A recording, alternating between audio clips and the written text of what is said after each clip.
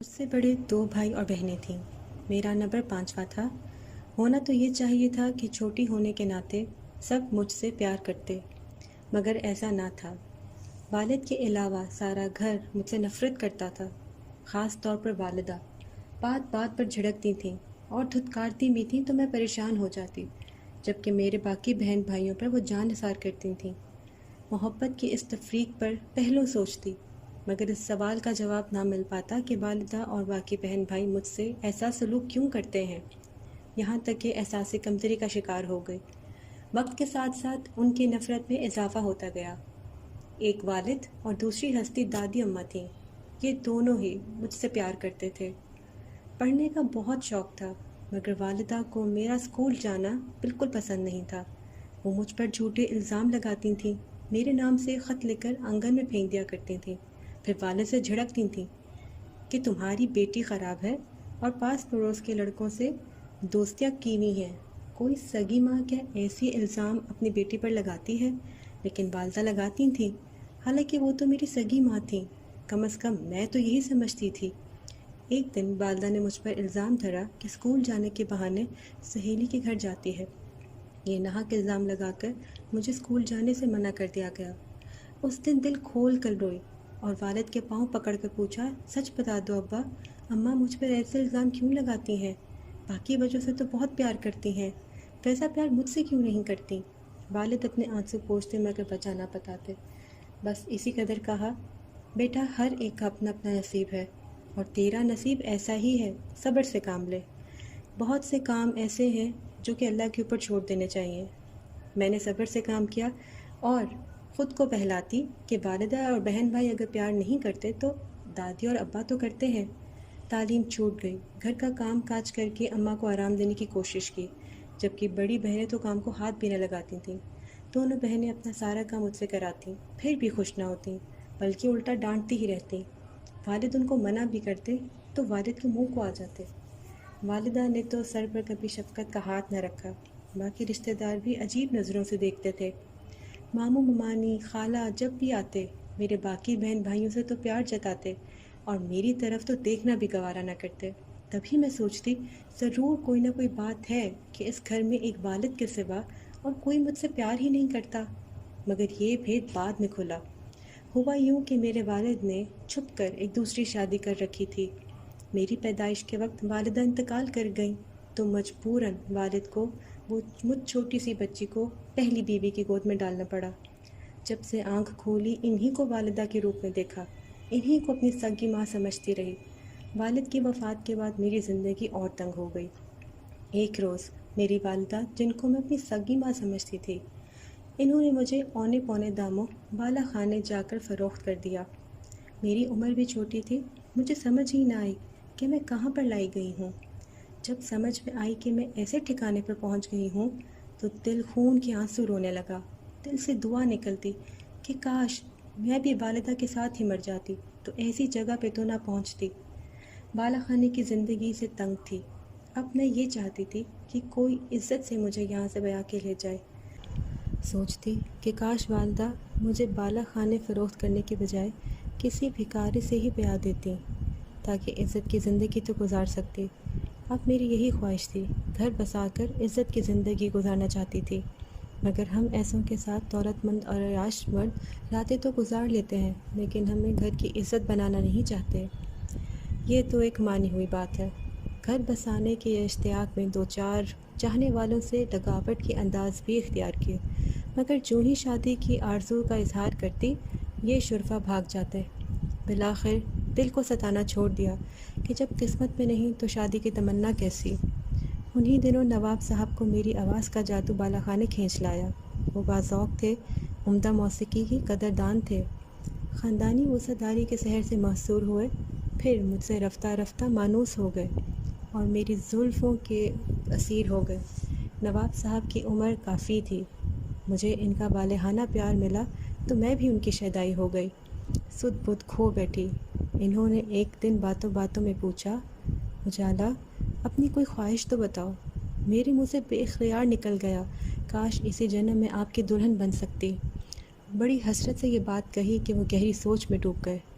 मैं समझ गई کہ اجالا کی صرف وہی پروانے نہیں ہیں، اور بھی بہت ہیں جو مجھ پر نوٹ نچھاور کرتے ہیں۔ تو نواب صاحب کو یہی بات پسند نہیں۔ بھلا کیسے ایک بکاؤ عورت کو کوئی اپنی عزت بنا سکتا ہے؟ چھوٹا منہ بڑی بات ہو گئی اور میں شرمندہ سی سکتے میں بیٹھی رہ گئی۔ انہی دنوں ہندوستان کی تقسیم کا مرحلہ زوروں پر تھا اور نواب صاحب نے بھی ہجرت کا قصد کیا۔ جب وہ ہمارا شہر چھوڑ کر جانے لگے تو میں نے بھی بالا خانہ چھوڑنے کا فیصلہ کر دیا۔ تہیہ کر لیا کہ ان کے پاؤں پکڑ کر شریفانہ زندگی کی بھیک مانگوں گی تاکہ وہ مجھے بھی ساتھ لے جائیں۔ جب چلنے لگے، خدا حافظ کہنے آئے، میں نے ان کی بگی کے گھوڑے کی باگیں پکڑ لی، التجا کی کہ مجھے بھی ساتھ لے چلیں یا پھر گھوڑے کی ٹانگوں کے نیچے روند ڈالیں، مگر میں اب اس جگہ آپ کے بغیر نہ رہ پاؤں گی۔ جب انہوں نے میری بے قراری دیکھی تو بگی میں سوار کر لیا اور میں اپنا سب کچھ چھوڑ کر ان کے ساتھ ہو لی۔ جانے ان کے من میں کیا تھا۔ بہرحال جہاں انہوں نے مجھے اس رات ٹھہرایا وہ ایک سائیں کا ڈیرا تھا اور وہاں بھوسے کے ڈھیر پڑے ہوئے تھے۔ انہوں نے سائیں کو ہدایت کی کہ میں کل صبح آؤں گا، ان کو یہاں نہایت ہی عزت اور احترام سے ٹھہرایا جائے اور جو چیز ان کو چاہیے ہو مجھے بتائیں۔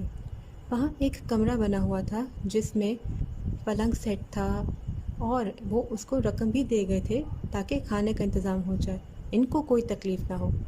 نواب صاحب دراصل مجھے اپنی بیوی کے روبرو لانا چاہتے تھے، اسی وجہ سے کسی دوست یا واقف کار کے گھر نہیں ٹھہرایا۔ وہ یہ بات راز میں رکھنا چاہ رہے تھے۔ رات کو سائیں نے اس کمرے میں ٹھہرایا جو سجا ہوا تھا اور نواب صاحب کا ہی یہ خفیہ بیڈ روم لگتا تھا۔ سائیں نے کھانے وغیرہ کا پوچھا اور با ادب ہر ضرورت کا خیال رکھا۔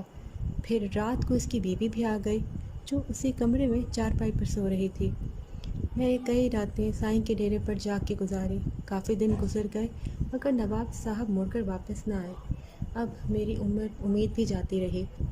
میں یہی سمجھتی رہی کہ نواب صاحب مجھے یہاں چھوڑ کر بھول گئے ہیں۔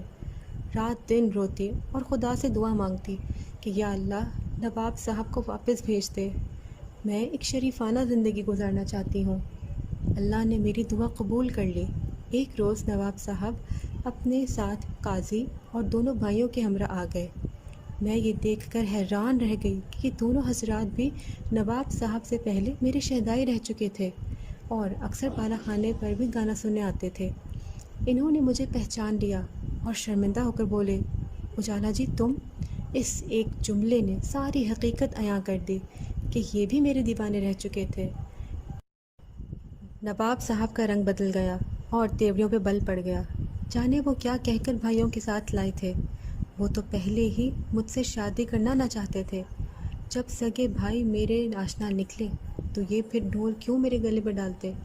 ہمدردی میں ہمراہ لے آئے تھے اور اب پچھتا رہے تھے۔ جن پر تکیہ کیا وہی پتے ہوا دینے لگے، تو پھر کسی اور نے کیا میری کشتی کو پار لگانا تھا۔ میں اس صورتحال سے گھبرا کر ساروں قطار رونے لگی۔ اب یہ تینوں سر جوڑ کر بیٹھ گئے کہ اس کا کیا کریں۔ مشورے کے بعد یہ حل نکلا کہ قرعہ نکال کے جس کے نصیب میں یہ بلا لکھی ہے وہی اپنے سر لے لے، شاید اس سے خدا ناراض نہ ہو۔ یہ آسرا چھوڑ دیں گے تو کہاں جائے گی، کیونکہ ان دنوں حالات بھی کچھ اچھے نہیں تھے۔ دشمنوں نے اچھے بھلوں کی نیندیں اڑا دی تھیں۔ قرعہ اندازی قاضی صاحب نے کی تو قرعہ میں نواب صاحب کے چھوٹے بھائی کا نام نکلا۔ میرا دل مرجھا گیا۔ میں چاہتی تھی کہ نواب صاحب کے نام میرا فعال نکلتا، مگر قدرت کو کچھ اور منظور تھا۔ یہ سوچ کر میں نے اپنا دل مضبوط کر لیا، لیکن حیرت انگیز طور پر چھوٹے بھائی نے مجھ سے نکاح کرنے سے انکار کر دیا۔ وہ کہنے لگا میں ہرگز اسے نکاح نہیں کر سکتا، اور میں کٹلی بنی تینوں بھائیوں کے درمیان اپنی قسمت کے فیصلے کا انتظار کرنے لگی۔ تینوں بھائیوں کی کافی تکرار کے بعد یہی فیصلہ ہوا کہ نواب صاحب ہی مجھ سے نکاح کریں گے۔ یہ سن کر میرا دل کھل اٹھا۔ دل سے چاہتی تھی کہ میں نواب صاحب کی ہی دلہن بنوں۔ یوں قاضی صاحب نے میرا شرعی نکاح نواب صاحب سے پڑھا دیا۔ میری قسمت اچھی تھی کہ نواب صاحب کی پہلی بیوی کے بچے نہ ہوئے تھے، مجھ سے ہی صاحب اولاد ہوئے اور پھر نبھایا بھی۔ میرا ان سے ناتا ان کے بچوں کی وجہ سے ہی تھا۔ وہ مجھے بطور شریک کے حیات کچھ خاص اہمیت نہ دیتے تھے۔ ان کو اپنی پہلی بیوی سے بہت محبت تھی جو ان کی اپنی خاندان سے تھی۔ ان کی عمر بھی کافی تھی۔ شادی کے 10 برس بعد مشرقی پنجاب سے ہم ہجرت کر کے کراچی آ گئے تھے۔ مجھے علیحدہ گھر لے کر دیا۔